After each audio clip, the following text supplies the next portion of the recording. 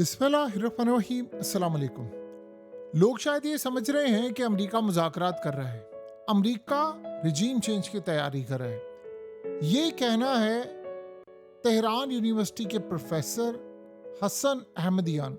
ये जो शख्स आपकी स्क्रीन पर आ रहे हैं, पूरी दुनिया में, अरब मीडिया में, इंटरनेशनल मीडिया में जितना ये दिफा कर रहे हैं ईरान का, शायद दुनिया में कोई नहीं कर सकता इस वक्त।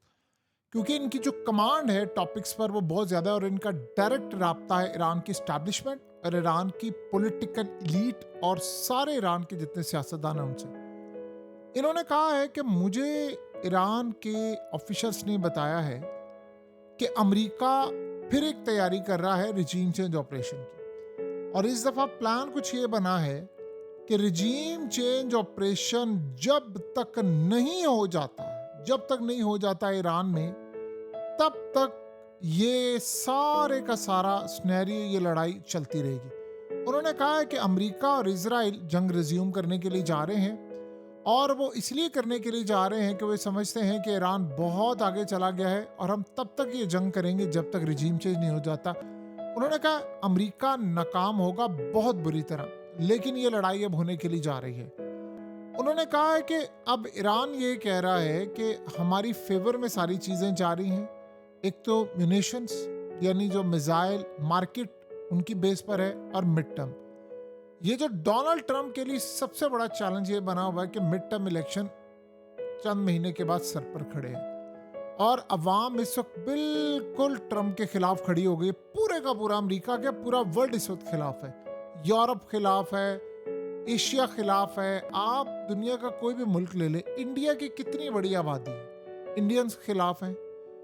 उसके अलावा चाइनीज बड़ी तादाद में वो खिलाफ हैं। यानी आप अगर इंडिया और सिर्फ चाइना की आबादी की बात कर लें तो तकरीबन आप समझ लें 3.25 अरब के करीब ये लोग बनते हैं, और यही खिलाफ है अगर, तो फिर आप अंदाजा कर ले कि दुनिया की कितनी बड़ी अक्सरियत। अमेरिका के अंदर अक्सरियत खराब है, -17 ट्रंप की जा चुकी है इस वक्त रेटिंग, और पूरा अमेरिका करोड़ों की तादाद में खिलाफ है। यूरोप पूरा खिलाफ है, Bangladesh, Pakistan, Iran, Afghanistan, Russia, central Europe, सारे, क्योंकि तेल की कीमतें आउट ऑफ कंट्रोल है और सारे इस बंदे से तंग आए पड़े हैं। और इसीलिए आपने गौर किया कि यूरोप समेत दुनिया का कोई हुक्मरान, इवन कि इजराइल के अंदर भी सारे इनके खिलाफ है, कोई इसके साथ खड़ा नहीं हुआ। उनको खतरा ये है कि अगर हम इस जंग में कूदे तो हमें ईरान से बड़ी मार पड़ेगी, एक चीज। दूसरा, हमारी अवाम सड़कों पर निकल आएगी तो हमारा क्या बनेगा। अवाम अगर खिलाफ निकल आई तो यूरोप की हुकूमतें तो वैसे ही ऑलरेडी तबाही का शिकार है, तो मजीद तबाही का शिकार होंगी। तो सवाल यहाँ पर सिर्फ एक पैदा होता है, जो बहुत अहम सवाल है। उस सवाल ये पैदा होता है कि अब अमेरिका के साथ क्या होने वाला है। रिजीम चेंज तो ईरान में नहीं होगा, ये तो कंफर्म हो चुका है। रिजीम चेंज को आप भूल जाएं, पहली बात। और दूसरी बात यह है कि ईरान इस वक्त जीत रहा है। जो ईरान के अंदर लोग खिलाफ भी थे ईरान की गवर्नमेंट के, वो भी इस वक्त उनके साथ खड़े हैं। वो अमेरिका और इजराइल के साथ नहीं खड़े हुए, ये आप ज़हन में रखें। ईरान में जो मर्जी आप कर लें, अमेरिका और इजराइल के खिलाफ जो नफरत है वो बड़ी पीक पर है। एहतजाज हुआ, उस एहतजाज को नाकाम बना दिया। अब आप भूल जाएं। देखिए दूसरी सूरत हाल, इस वक्त ईरान के अंदर सिक्योरिटी फोर्सेस, ईरान के जो लोग हैं किसी मूड में नहीं है कि कोई चीज बर्दाश्त कर सके। जिन्होंने अमेरिका और इजराइल पूरे गल्फ को बर्दाश्त नहीं किया, तो वो जाहिर सी बात है इस लेवल पर आकर भी किसी को बर्दाश्त नहीं करेंगे। अमेरिका इस वक्त बिल्कुल फंसा हुआ है, इस जंग से वो निकल नहीं पा रहा, और इतनी बुरी तरह अमेरिका फंसा है कि आप ये सोचें कि जितना ज्यादा वो ड्रैग करता जाएगा। ईरान को क्या चीज है, ईरान के पास मिसाइल है, ड्रोन्स हैं बड़ी तादाद में, लंबा अरसा वो जंग लड़ सकते हैं।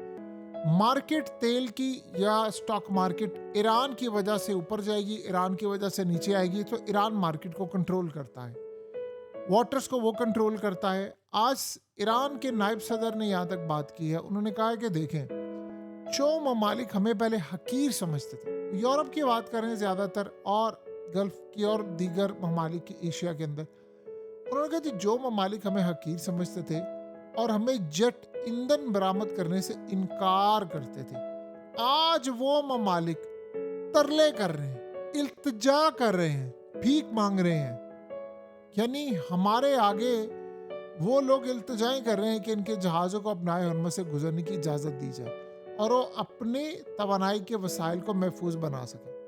उन्होंने कहा ये दौर आ चुका हुआ है कि इस वक्त हमारे साथ ये मामला था, हमें बात नहीं करते थे, हमें इन्होंने कभी सीरियस नहीं लिया था और आज हालत ये हो चुकी हुई है। देखिए, दो चीज़ें आप समझें इस वक्त, स्टीव विटकोफ और जेरेड कुशनर, वो तो इसराइल का मफाद इस वक्त पूरा कर रहे हैं दोनों। अब जेडी वेंस, वो जाहिर सी बात है कहीं ना कहीं अमेरिका का मफाद पूरा करता है और उसको खुड्डे लाइन लगाया हुआ है। सो आपको जो सूरत हाल इस वक्त समझ आ रही है वो ये है कि ईरान कहता है न्यूक्लियर पर बात करेंगे बाद में, अमेरिका पहले यहां से करेगा नाकाबंदी खत्म। अमेरिका नाकाबंदी खत्म करेगा, देन हम मूव करेंगे। अब अमेरिका के लिए सबसे बड़ा चैलेंज ये बना हुआ है कि नाकाबंदी वो खत्म करता है। होना तो चाहिए कि बड़ी जबरदस्त बात हो कि अमेरिका नाकाबंदी खत्म करे और लोग भी जाहिर सी बात है फिर खुश होंगे कि यार नाकाबंदी खत्म होती है, चले हमारे लिए कोई रिलीफ का सामान तो हो जाएगा। लेकिन उसके अलावा जो सूरत हाल पैदा होगी वो भी बड़ी अजीबो गरीब है कि इस नाकाबंदी के बाद अमेरिका कहाँ पर स्टैंड करता है।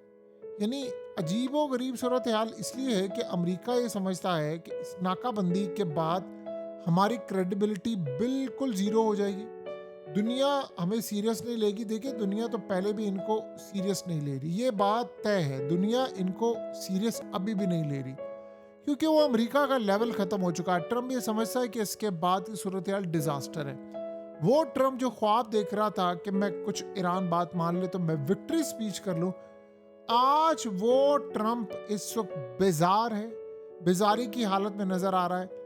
देखिए, ये बात तो तय है कि अब अमेरिका ने पूरी दुनिया के सामने ये बात कहना शुरू कर दी है और उनके मीडिया ने कि ईरान वाज़ह नज़र आ रहा है कि सबके अंदाज़ों से ताकतवर निकला है और वो कह रहे हैं कि अमेरिका के पास लड़ाई के बाद मुज़ाकरात के हवाले से कोई स्ट्रेटजी नहीं है, ना वो इस जंग से निकल सकता है ना कोई और मामला है। अब अमेरिका के साथ इस लेवल पर ईरानी जो डील कर रहे हैं वो जलील कर रहे हैं। आप ये सोचें कि ट्रम्प इंतज़ार कर रहा है कि ईरान मुझे कॉल करेगा, किसी भी वक्त ईरान की जानिब से कोई कॉल आ जाएगी तो मैं उस कॉल को उठा लूँगा। जब अमेरिका के प्रेसिडेंट की हालत ये हो जाए कि वो ईरानी कॉल का इंतज़ार कर रहा है तो आप समझ लें कि गेम उनके हाथ से निकल चुकी हुई है। यानी अब आपका लेवल ये है कि आपको ईरान की कॉल का वेट करना पड़ा है कि ईरान कॉल करेगा तो फिर हम इस जंग को बंद करेंगे। ये असल मामला है। देखिए, सबसे बड़ी सूरत हाल है कि पुतिन इस जंग में अब कूद चुका हुआ है और ईरान के फॉरेन मिनिस्टर से मीटिंग के बाद ये खाली कोई ऐसी नहीं है कि आप बताएं आपने कामयाबी हासिल क्या की, आपने फलाना क्या किया। सबको पता है ईरान के फॉरेन मिनिस्टर एक डिप्लोमेट इंसान है। देखिए, अगर तो 1% भी ईरान के हक में ब्रेक थ्रू का चांस होता तो ये कर लेते। ब्रेक थ्रू ईरान समझता है कि हमने बड़ी कुर्बानी दे ली है, अब हमने अमेरिका को मारना है और यहाँ से निकालना है। देखिए, चाइना और रशिया का मफाद भी तो इसी में है ना कि अमेरिका यहाँ से निकले। इस खत्ते से अमेरिका निकलेगा तो उनके लिए बेहतरी का सामान भी पैदा होगा। अभी तो आप ये सोचें कि ये जंग को बंद होते पता नहीं कितना टाइम लगेगा, उसके बाद अमेरिका, बाकी सारी ताकतें ये बैठेंगी नहीं बैठेंगी। गल्फ कंट्रीज कहेंगी कि हमारे लिए क्या हुक्म है, हमें आप बताएं, हमें आपने ईरान के सामने फंसा दिया। क्योंकि ईरान जो ताकतवर अब है, जंग से पहले तो कभी भी नहीं था इतना ताकतवर। तो ईरान के लिए एक बहुत बड़ा जो चैलेंज था अमेरिका की सूरत, वो अब खत्म होता हुआ नजर आ रहा है। ये सूरत हाल बिल्कुल एक वाज़िया मोड़ पर सारी चीजों को लेकर आ गई है। सो ईरान असल में इस वक्त पूरे खिते क्या पूरे वर्ल्ड के अंदर, देखिए, दुनिया में दो बड़ी ताकतें हैं, एक इसराइल और एक अमेरिका। अगर आप उनसे जीत गए हैं तो आप किसी को भी शिकस्त दे सकते हैं। अब ईरान ये शिकस्त खाने को तैयार नहीं है और इसराइल यहाँ से पीछे हटने को तैयार नहीं, सब बंद गली में दाखिल है। और देखिए, यूक्रेन वाली जो जंग थी उसमें बड़ा नुकसान दुनिया का हुआ, लेकिन वो एक साइड पर थी। ये जो जंग है ये पूरे वर्ल्ड को अपनी लपेट में लिए हुए है, तेल के हवाले से, इसके बाद इंटरनेट के हवाले से, इसके बाद उन्होंने बहुत कुछ करना है। अभी ईरान के पास करने के लिए बहुत कुछ है। गल्फ कंट्रीज के अंदर इन्वेस्टमेंट, प्रॉपर्टीज, सर्विसेज, तमाम चीजें बहाल होनी है, उसको लगेगा टाइम। वो टाइम कब लगेगा? जब ये जंग बंद होगी। जंग अभी बंद होने की तरफ नहीं गई, अभी ये सीज फायर है, सब खामोश बैठे हुए हैं। किसी दिन लावा फट गया तो ये सारी सूरत हाल तितर बितर हो जाएगी। तो फिर आप सोचें अमेरिका कहाँ जाएगा। अभी भी हरकतें वही हैं उनकी, रिजीम चेंज ऑपरेशन की तैयारी, और ईरान पूरी तरह जाहिर सी बात है इसको मलिया मेड करेगा। आप जितना मर्जी रिजीम चेंज ऑपरेशन के लिए काम करें, आप फेल हो चुके हैं। जो फेलियर होता है उसको ये बात अच्छी तरह समझ आ जाती है कि मैं जितनी जल्दी अपने लॉसेस को कट करके निकल जाऊं उतना मेरे लिए बेहतर है।